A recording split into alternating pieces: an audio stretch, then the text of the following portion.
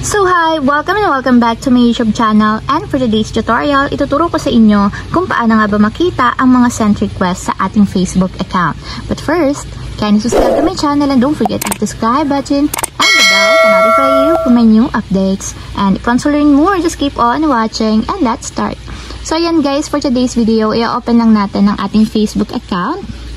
And then pagka-open guys, mula dito sa pinakang homepage, itap nyo lang yung mga friends or friends button na nandito sa my upper part. So tap lang natin.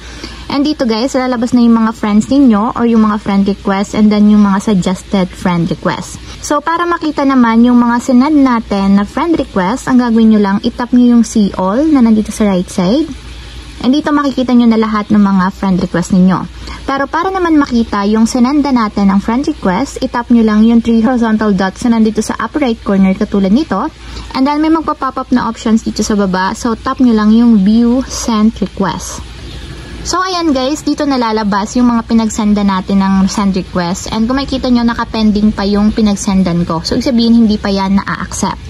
So, yung mga send request kasi natin guys, ito yung mga in-add friend natin na naka-pending. So, kung naka-pending siya guys, dito siya lalabas. Pero kung friend na kayo, hindi na siya lalabas dito sa inyong send request. So, makikita nyo may isa ko ditong send request. So, ayun lang guys, gano'n lang kasimple kung paano nga ba makita ang mga send request sa ating Facebook account.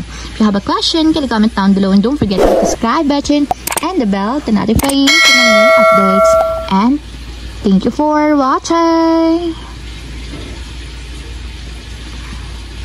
Living life, every day, late at night, not okay.